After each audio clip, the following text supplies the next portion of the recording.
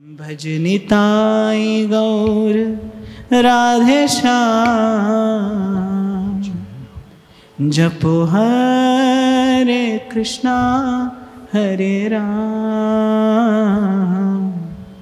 भज निताई गौर राधे श्याम, जपो हरे कृष्णा हरे राम। और फिर आगे कली पावनावतार श्री चैतन्य देव के पावन चरणों का स्मरण करते हैं।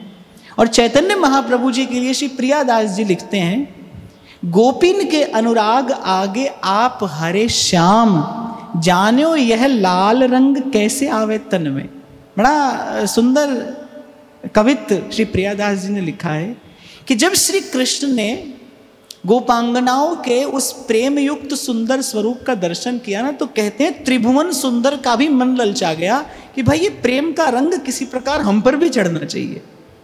प्रेम की भूख तो भगवान को भी है, प्रेम की इच्छा भगवान को भी है, प्रेम की तृषा भगवान को भी है, प्रेम का लोभ भगवान को भी है। तो जब गोपांगनाओं के उस कृष्णानुराग युक्त भाव देह का दर्शन श्री कृष्ण करते थे, तो कहते प्रभु के मन में ये इच्छा हुई कि भाई ये जो प्रेम का, अनुराग का, ये जो लाल रंग है, जो रक्तिमा है, ये जो मधुर सौंदर्य है, ये किस प्रकार हमारे श्री अंग में आवे। तो कहते बस उसी गोपांगनाओं के प्रेम का आस्वादन करने के लिए श्री प्रियादास जी तो लिखते हैं कि गोपियों को जब प्रभु ने स्वीकार किया, अंगीकार किया, तो प्रेम तो संक्रमित हो जाता है। प्रेम तो बड़ी तीव्र गति से संक्रमित होता है। अच्छा, एक और बात बताऊं, जितनी तीव्र गति से ये कोविड संक्रमित हुआ है ना, प्रेम इससे 1000 गुना तीव्र गति से संक्रमित होता है। और हमारे श्री कल्याण पुजारी जी एक बात लिखते हैं, वो कह रहे हैं सांप के खाए को मंत्र लगे, पर या कि आंख के खाए को मंत्र न तंत्रा। उसका तो चलो वैक्सीनेशन बन गया, कोई उपाय मिल गया, कल और मिल जाएगा, पर ये जो संक्रमण है इसका कोई उपाय नहीं है। जो जो बूढ़े श्याम रंग त्यों त्यों उज्जवल हुए। तो प्रेम संक्रमित होता है ना। तो प्रियादास जी तो लिखते हैं कि गोपांगनाओं के संग से श्री कृष्ण में प्रेम संक्रमित हुआ।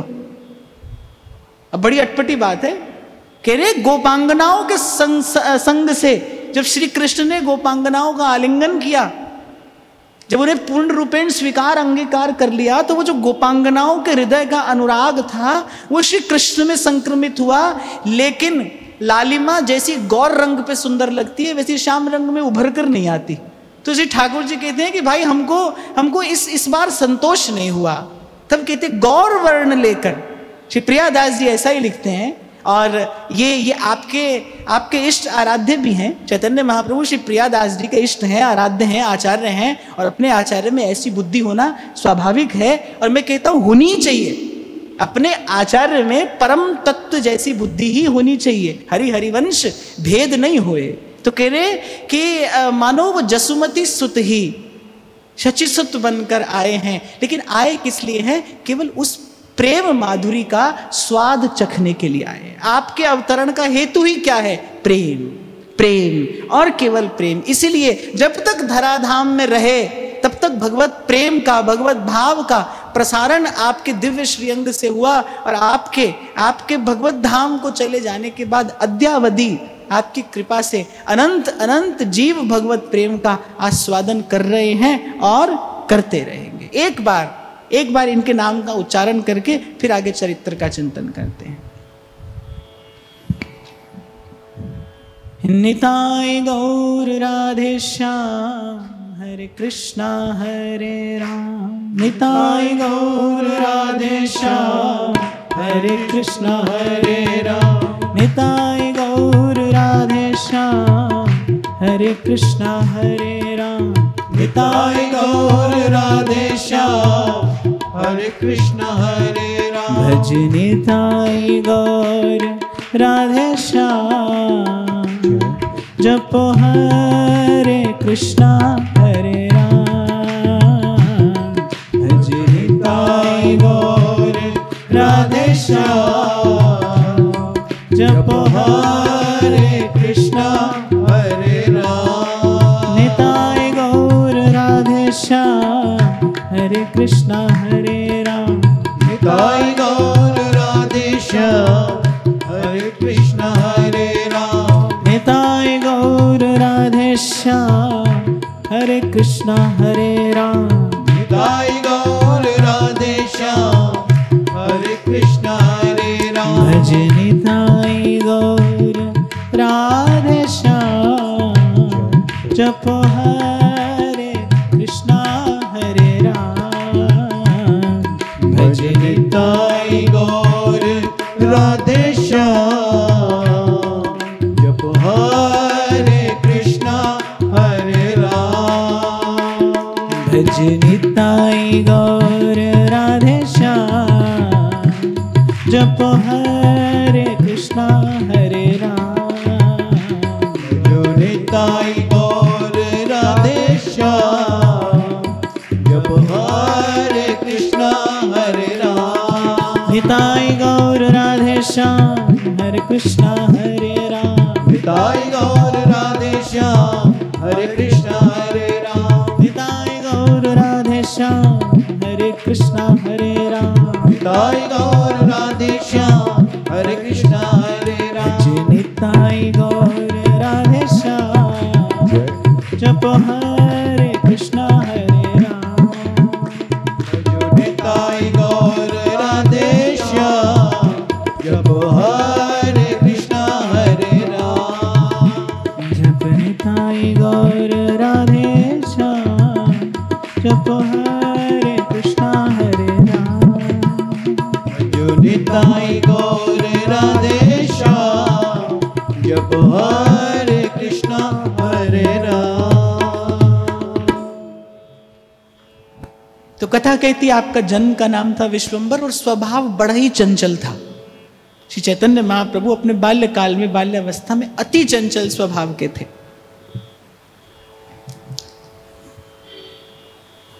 बड़ी शीघ्र सब शास्त्र पुराणों का ज्ञान अर्जित कर लिया, पर आपके श्री चरण इस धराधाम पर प्रकट हुए थे, प्रादुर्भूत हुए थे किसी विशेष उद्देश्य के लिए। आपको इसीलिए कली पावनावतार भी कहा जाता है, करुणा अवतार भी कहा जाता है। पतित से पतित जीव को भी आपने स्वीकार किया और उसे भगवत भाव प्रदान करके भगवत प्रेम के योग्य बनाया। भगवत इच्छा से विधान के अनुरूप आपका विवाह हुआ। पहले श्री लक्ष्मी जी नामक सर्वगुण संपन्न कन्या के साथ आपका विवाह हुआ। बड़ी शीघ्र उनका शरीर छूट गया तो माता पिता की इच्छा से आपने श्री विष्णु प्रिया जी के साथ पुनः विवाह किया। जैसा मैंने कहा कि आपका उद्देश्य केवल एक था, हरिनाम रस पीना और पिलाना, श्री कृष्ण प्रेम की माधुरी का पान करना और कराना, आप जपना और सबको जपाना। एक बार किसी यात्रा से आपका श्री गया जी में आना हुआ। श्री ईश्वरपुरी जी ने आकर आपको श्री कृष्ण नाम प्रदान किया और कृष्ण नाम जपते श्रवण परवाली, भूल गई भान में तो बावरी भई। अच्छा देखिए, एक और श्री प्रियादास जी कह रहे हैं कि स्वयं कृष्ण ही गौर वर्ण लेकर प्रकट हुए हैं, लेकिन स्वयं कृष्ण भी जब आते हैं तो वो जो नाम प्राप्त किया वो गुरुजनों के मुख से ही श्रवण किया। वो कृष्ण नाम श्री ईश्वरपुरी जी ने आकर आपको सुनाया और कहते नाम श्रवण करते ही भूल गई भौन में तो बावरी भई। कल की चर्चा में भी मैंने आपको निवेदन किया था, भगवान कह रहे हमारा भक्त कैसा है, मद्गुण श्रुति मात्रेण मयि सर्वगुहाशय। नाम श्रवण करते ही प्रेम के अष्ट सात्विक भाव आपके दिव्य श्री अंग में प्रकट हो गए। अचेत बेसुध, अचेत बेसुध आपका दिव्य वपु सुसज्जित हो गया प्रेम के अष्ट सात्विक भावों से। कहते हैं श्री चैतन्य महाप्रभु का दर्शन ऐसा था कि पतित से पतित जीव भी यदि आपकी छाया मात्र का दर्शन कर ले तो कृष्णानुरागी हो जाता था। कृष्णा अनुराग प्राप्त कर लेता था। तो उस गया धाम की यात्रा में श्री ईश्वरपुरी जी ने आकर आपको कृष्ण नाम और मंत्र प्रदान किया। श्रवण करते ही प्रेम के अष्ट सात्विक भाव प्रकट हुए। अब तो आपका जीवन केवल एक ही है, एक ही। हरि बोल हरि बोल हरि बोल हरि बोल, बस हरि बोल हरि बोल हरि बोल। कृष्ण कहो कृष्ण सुनो, लेहु कृष्ण नाम।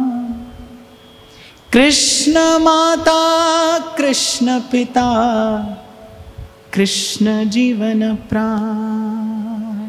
बस यही गाते, जो निकट आता उससे एक ही बात कहते, कृष्ण कहो कृष्ण सुनो, लेहु कृष्ण नाम। कृष्ण माता कृष्ण पिता, कृष्ण मन प्राण। कृष्ण माता कृष्ण पिता, कृष्ण मन प्राण। धीरे धीरे भक्तों का समूह बढ़ने लगा। आप स्वयं मुक्त कंठ से कृष्ण नाम का उच्चारण करते, उद्दाम नृत्य करते। और मुझे तो ऐसा लगता है इस घोर कली काल में जो नाम की महिमा का दीप जलाया है वो श्री चैतन्य महाप्रभु ने आकर जलाया है, जो नाम की महिमा है। एहि कली करम न धर्म विवेकु, राम नाम अवलंबन एक। बुद्धिमानी यही है, इस युग का जो धर्म है। कभी कभी बड़ा आश्चर्य होता है कि व्यास गादी पर बैठकर श्रीमद् भागवत का गान करने वाला व्यक्ति यहां से उतरकर कर्म कांड में प्रवृत्त होता दिखाई पड़ता है, जबकि श्रीमद् भागवत कली के धर्म की उद्घोषणा क्या कहकर करती हैं? कलौ केशव कीर्तनात्। केवल भगवान के नाम का कीर्तन ही कलयुग का यज्ञ है। यही साधन है भाई, यही साधन है। इसीलिए श्री सेवक जी महाराज ने सेवक वाणी के सार स्वरूप सिद्धांत में एक बात कही है, वाणी श्री हरिवंश की कै हरिवंशई नाम। नाम बाणी जहां श्याम श्यामा तहां, नाम बाणी निकट श्याम श्यामा प्रगट। माने किसी अन्य साधन से सिद्धि संभव नहीं है। ये भगवती व्यवस्था है, ये प्रकृति का विधान है, ये युग का धर्म है कि इस समय किसी अन्य साधन से सिद्धि संभव नहीं है। केवल नाम, राम नाम अवलंबन एको। व्यास नाम सम नाम है, नाम समान न कोय। नामी ते प्रगट्यो जदपि तदपि गरुवो होय। और ध्रुवदास जी तो कहते हैं, एक नाम त्रैलोकई तारे, जो न ले सो जन्मई हारे। एक नाम त्रैलोकई तारे, जो न ले सो जन्मई हारे। उसी नाम की महिमा प्रकाशित करने के लिए, उसी नाम की महिमा प्रतिष्ठित करने के लिए प्रभु का आचार्य वपु लेकर इस धराधाम पर अवतार हुआ। जो निकट आता उससे एक ही बात, कृष्ण कहो कृष्ण सुनो, लेहु कृष्ण नाम। कृष्ण माता कृष्ण पिता, कृष्ण मन प्राण। कहिए, कृष्ण कहो कृष्ण सुनो, लेहु कृष्ण नाम। कृष्ण माता कृष्ण पिता, कृष्ण मन प्राण। कृष्ण कहू कृष्ण सुनो, लेहु कृष्ण नाम। कृष्ण माता कृष्ण पिता, कृष्ण मन प्राण। कृष्ण कहो कृष्ण सुनो, लेहु कृष्ण नाम। कृष्ण माता कृष्ण पिता, कृष्ण मन प्राण। कृष्ण कहो कृष्ण सुनो, लेहु कृष्ण नाम। कृष्ण माता कृष्ण पिता, कृष्ण मन प्राण। कृष्ण कहो कृष्ण सुनो, लेहु कृष्ण नाम। कृष्ण माता कृष्ण पिता, कृष्ण मन प्राण। कृष्ण कहो कृष्ण सुनो, लेहु कृष्ण नाम। कृष्ण माता कृष्ण पिता, कृष्ण मन प्राण। कृष्ण कहो कृष्ण सुनो, लेहु कृष्ण नाम। कृष्ण माता कृष्ण पिता, कृष्ण मन प्राण। तो वो भक्तों की जो टोली थी, जो भक्तों का समूह था, वो प्रतिदिन प्रवृद्धमान होने लगा। उच्च स्वर से चाहों और जिस दिशा में आप जाते उस दिशा से केवल एक ही स्वर सुनाई पड़ता, हरि बोल हरि बोल हरि बोल, हरे कृष्ण कृष्ण कृष्ण हरे हरे, हरे राम राम राम हरे हरे। दिग दिगंत गुंजायमान हो गए श्री हरि नाम की पावन ध्वनि से। पतित से पतित जीव भी इनके निकट आता, उसे कृष्ण नाम देकर पावन कर देते, कृतार्थ कर देते। और यही भक्ति की भगवत्ता है भाई। वो पात्र का विचार नहीं करती, भक्ति नहीं करती। मैं आपसे बार बार कहूंगा, इसीलिए भक्ति स्वतंत्र है, उसे किसी अन्य का अवलंब नहीं। वो अपने आप में समर्थ है, वो समर्था है आपको भगवान तक ले जाने के लिए, और अगर आप न चल पाए तो भगवान को आप तक ले आने के लिए। और प्राय करके भक्ति यही करती है, वो जीव को कहीं नहीं ले जाती, वो भगवान को ही ले आती है। तो मानो 10 दिशाओं को रंग दिया आपने श्याम रंग में। आपका इस मही पर, इस धरा पर प्राकट्य हुआ, और आपके चरण स्पर्श से कुलम पवित्रम जननी कृतार्था वसुंधरा पुण्यवती च तेन। और श्रीमद् भागवत के अनुसार वाग गदगदा द्रवते यस्य चित्तम, जिसकी वाणी गदगद होती हो, माने ठीक से बोला ना जाता हो, गदगद कंठ। वाग गदगदा द्रवते यस्य चित्तम, चित्त द्रवीभूत। रुदत्य भीक्ष्णम हसती क्वचित्, कभी रोता हो, कभी हंसता हो, कभी गाता हो उन्मुक्त कंठ से, कभी नृत्य करता हो। रुदत्य भीक्ष्णम हसती क्वचिच्च, विलज्ज उद्गायती नृत्यति च, कभी लज्जा छोड़कर गाता हो। छिण छिण हहर हसंत, छिण छिण रुदन करंत, छिण गावत आनंद भर। श्री सेवक जी महाराज एक रसिक उपासक की भाव दशा का चित्रण करते हैं। वाग गदगदा द्रवते यस्य चित्तम, रुदत्य भीक्ष्णम हसती क्वचिच्च, विलज्ज उद्गायती नृत्यति च, मद्भक्ति युक्तो भुवनम पुनाति। भगवान कहते हैं ऐसा एक भक्त मद्भक्ति युक्तो भुवनम पुनाति, इस लोक को नहीं अखिल भुवन को पावन कर सकता है, कृतार्थ कर सकता है।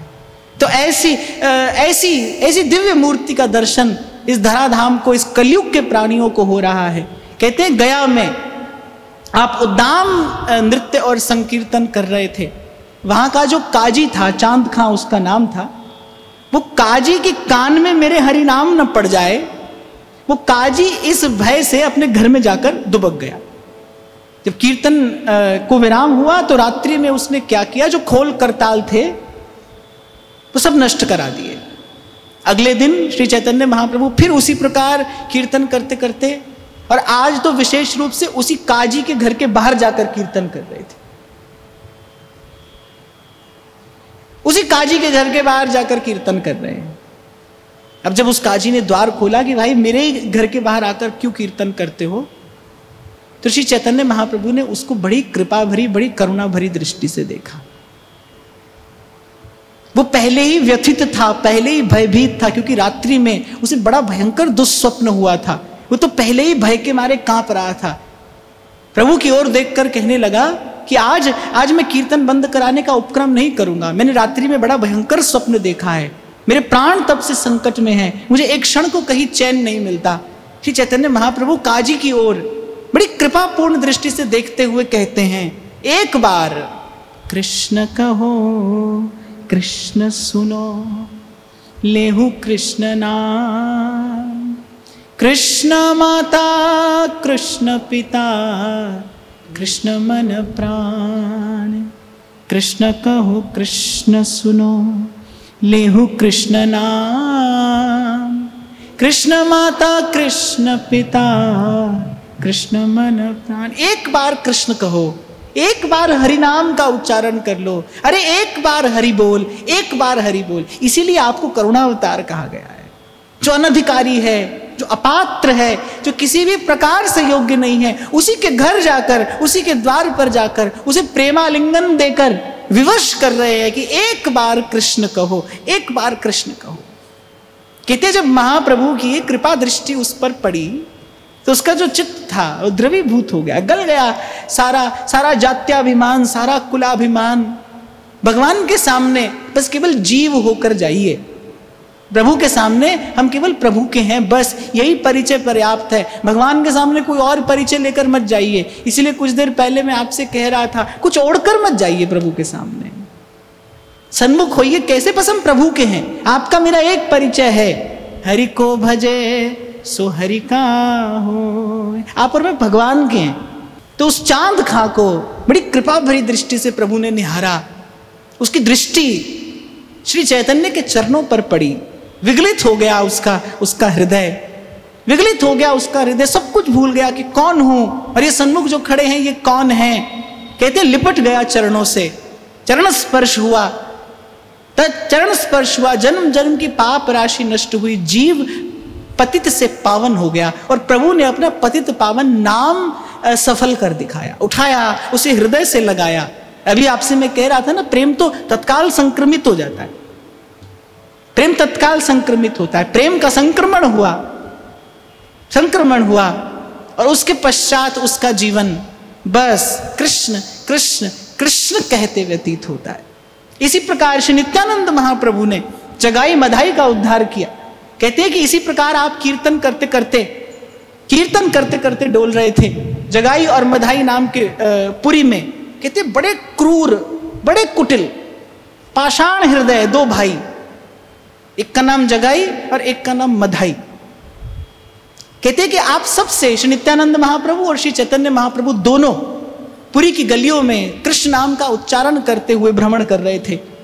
दोनों भाइयों के निकट जब आए तो श्री नित्यानंद महाप्रभु ने जगाई मधाई से भी कहा, अरे भैया एक बार हरि नाम बोलो, एक बार कृष्ण कहो, एक बार कृष्ण नाम का उच्चारण करो, तुम्हारी रग रग पावन हो जाएगी। पर वो क्रूर कुटिल पापी अभागे, वो आसुरी जीव, कहां वो कुछ सुनने और समझने वाले थे। कहते एक पत्थर उठाकर उस मधाई ने श्री नित्यानंद महाप्रभु के मस्तक पर दे मारा, रक्त की धार बह निकली। श्री चैतन्य महाप्रभु को मारने दौड़ा तो उस जगाई ने, जो उसका भाई था, उसका हाथ रोक लिया। कहते कि जब नित्यानंद महाप्रभु पर प्रहार किया और रक्त की धारा फूट निकली तो उस समय श्री चैतन्य महाप्रभु को, जो करुणावतार है, पर उनको क्रोध आ गया। कहते उसी समय आवेश में प्रभु चक्र चक्र चक्र कहने लगे, चक्र का स्मरण किया और बस उसके मधाई के प्राण हरने को आतुर प्रभु। और कहते हैं कि नित्यानंद महाप्रभु श्री चैतन्य महाप्रभु के चरणों में पड़ गए। हे प्रभु, आपने संकल्प किया था कि इस अवतार में मैं केवल पाप का संहार करूंगा, पापी का नहीं। ये जैसा भी है पर आपका ही है, ये जीव आपका है प्रभु, इसकी ओर कृपा भरी दृष्टि से देखिए। जब नित्यानंद महाप्रभु के हृदय की इस करुणा का दर्शन चैतन्य महाप्रभु ने किया, उनका क्रोध दूर हुआ, आवेश दूर हुआ। और कहते हैं कि जगाई और मधाई को हृदय से लगाकर स्वयं श्री चैतन्य महाप्रभु ने उनकी सब पाप राशि स्वयं में विलीन कराई। कह रहे उस समय तो श्री चैतन्य महाप्रभु का वर्ण भी किंचित श्याम हो गया, गौर वर्ण श्याम हो गया, उनके महापाप स्वीकार करने के कारण। इतने पाप थे, कैसा पापी रहा होगा भाई कि प्रभु सन्मुख खड़े हैं, हरिनाम उच्चारण करने को कहते हैं और वो मूर्ख पाषाण खंड उठाकर मस्तक पर प्रहार करता है। कैसा पापी जीव होगा, कैसा आसुरी जीव होगा, कैसी उसकी पाप बुद्धि होगी कि जब उसके पाप प्रभु ने स्वीकार किए तो किंचित उनका वर्ण श्याम हो गया, जो बाद में पुनः गौर हुआ। इसीलिए स्तुति करते हैं संत जन प्रभु की, अनेक जन्मार्जित पाप चौरम चौराग्रगण्यम पुरुषम नमामि। व्रजे वसंतम नवनीत चौरम गोपांगनानां च दुकूलचौरम् श्रीराधिकाया हृदयस्य चौरम् अनेक जन्मार्जित पाप चौरम चौराग्रगण्यम पुरुषम नमामि। केवल माखन नहीं चुराते, केवल चित्त नहीं चुराते, ये भक्त की पाप राशि भी चुरा लेते हैं। और चोर तो भाई वही है जो चोरी कर जाए और पता ना चले। वही तो चोर, सफल चोर है ना, जो चोरी कर ले और उसकी चोरी पकड़ी ना जाए, उसे कोई पकड़ ना पाए। इन्हें भी आज तक कोई पकड़ तो नहीं पाया, पर ये करते वस्तुतः ऐसा ही हैं। ये पाप राशि, ये अघ राशि हर लेते हैं जीव की। इसीलिए कहते हैं सनमुख होई जीव मोई जब ही जन्म कोटि अघ नासई तब ही। अरे जीव निर्मल हो जाता है। और गोस्वामी जी बड़ी प्यारी बात कहते हैं, अस प्रभु छाड़ भजहि जय आना ते नर पशु बिन पूछ समाना। अस प्रभु छाड़ भजहि जे आना। ऐसे प्रभु को छोड़कर जो किसी अन्य का भजन करते हैं, किसी अन्य का आश्रय करते हैं, गोस्वामी जी कह रहे ते नर पशु बिन पूछ समाना। वो बिना पूछ का पशु ही है।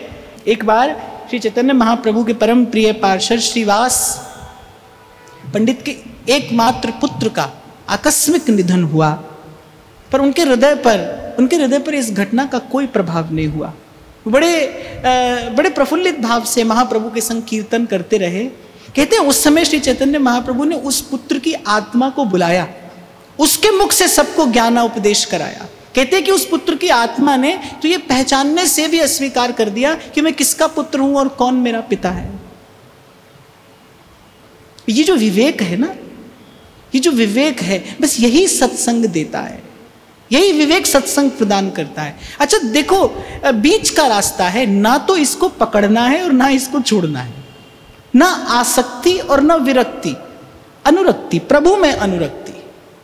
अनेकों लीलाएं आपने जीवन में की, अनेकों जीवों का उद्धार किया, असंख्य जीवों का उद्धार आपके श्री चरणारविंद के स्पर्श से हुआ। 24 वर्ष तक की श्री महाप्रभु जी की लीला को उपासक लोग आदि लीला कहते हैं। उसके पश्चात आपने श्री केशव भारती जी से संन्यास दीक्षा ग्रहण की। इसके बाद आपका नाम श्री कृष्ण चैतन्य पड़ा। श्री कृष्ण चैतन्य पड़ा, वृंदावन की ओर आ रहे थे नित्यानंद महाप्रभु के संग, आए, दूर से वृंदावन धाम का दर्शन भी किया और उस तत्पश्चात 6 वर्ष तक तीर्थ यात्रा करने के बाद पुरी लौटे और वहीं नीलाचल धाम में 18 वर्ष तक अखंड वास किया। अनेक अनेक जीवों का उद्धार किया, अनेक अनेक जीवों का उद्धार किया, उन्हें पावन किया, पवित्र किया, भक्ति सिद्धांत की प्रतिष्ठा की। इस लीला को मध्य लीला कहा जाता है और उसके बाद संन्यास लीला को मध्य लीला कहा जाता है। उस पुरी के 18 वर्ष के वास को अंत्य लीला कहा जाता है। और कहते हैं उसके बाद गंभीरा में अंतिम जो 12 वर्ष थे वो आपके महाभाव की दशा में व्यतीत हुए। श्री प्रियादास जी तो आपका वर्णन करते हैं कि कभी कभी आपका जो शरीर था वो सिकुड़ कर एक पिंड मात्र हो जाता था, कभी कभी अंग का एक एक जोड़ खुल जाता था। प्रेम की ऐसी अद्भुत, ऐसी विचित्र दशा आपके देह पर प्रकट होती थी, प्रेम के ऐसे भाव आपके देह पर प्रकट होते थे कि जिसका आज से पूर्व किसी ने दर्शन नहीं किया था। सो ये कहते हैं कि आपकी छाया का भी कोई दर्शन कर लेता था तो उसे कृष्ण अनुराग प्राप्त हो जाता था। आपके निकट आने वाला तो भगवत प्रेम प्राप्त कर ही लेता था, भगवत अनुरागी हो ही जाता था।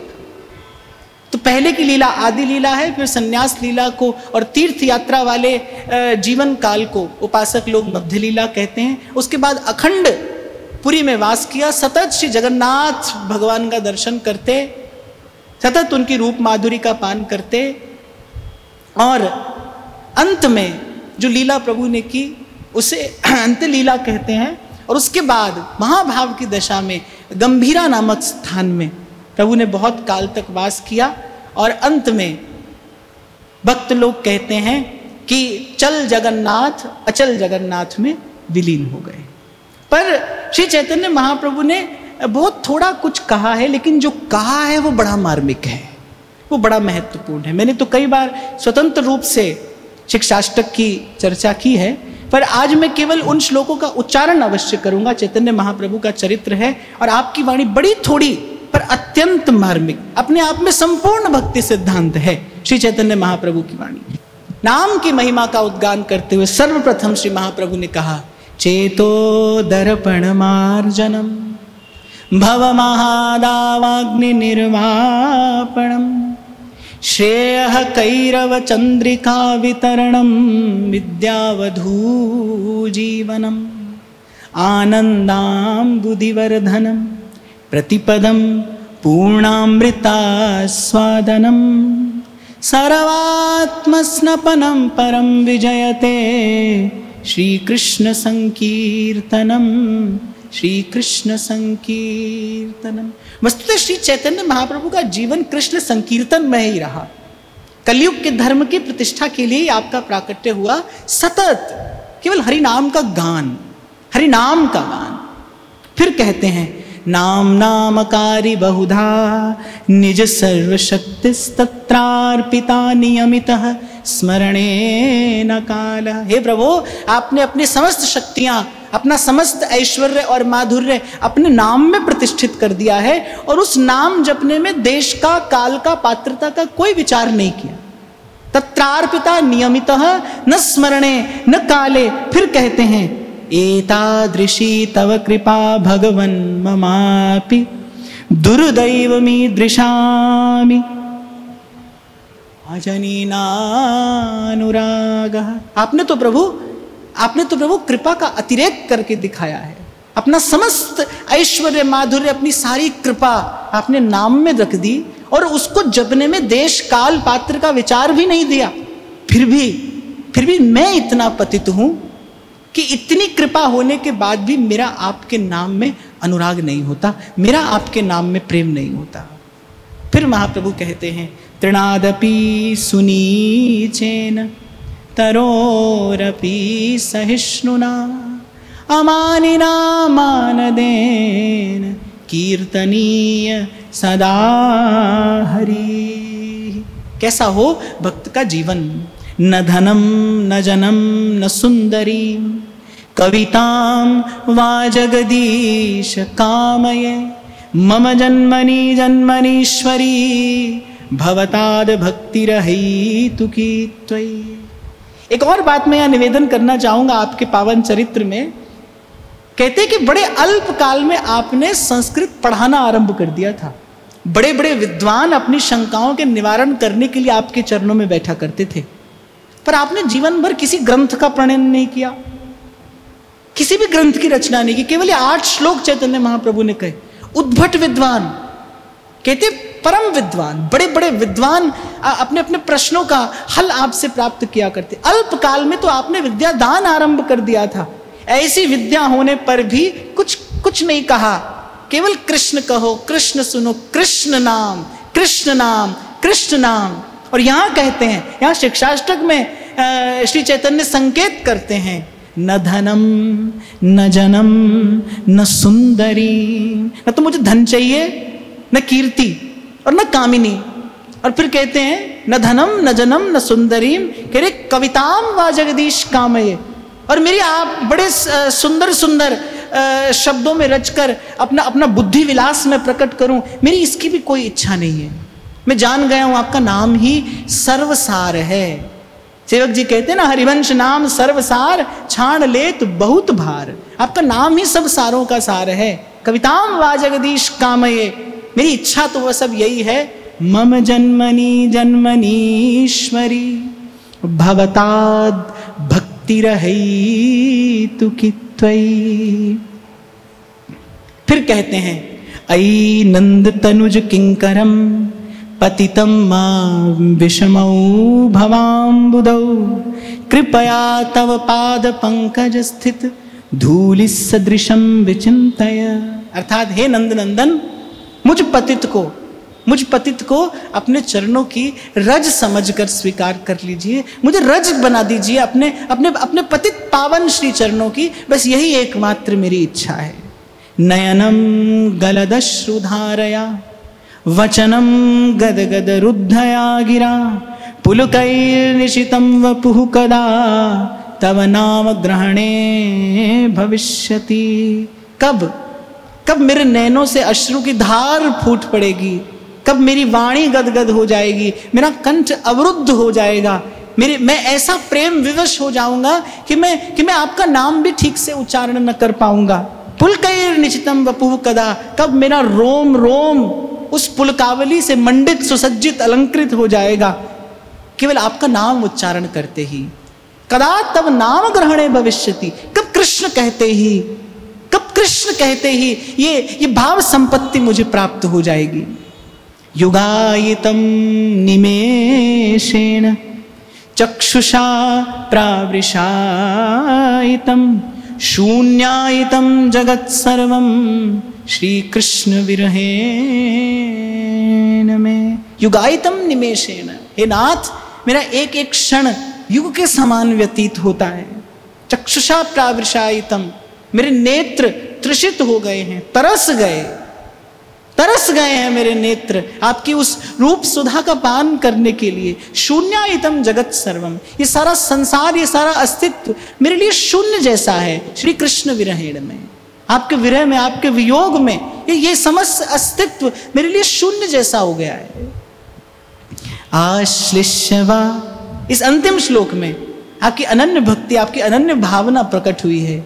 आश्लिष्यवा पादरतां पिनष्टु मां दर्शनान् मर्महतां करोतु वा यथा तथा वा विदधातु लम्पटो मत्प्राणनाथ सतु स एव नापरः। यहाँ कहते हैं आप मुझे हृदय से लगाइए, पादरतां पिनष्टु, या अपने चरणों तले कुचल दीजिए।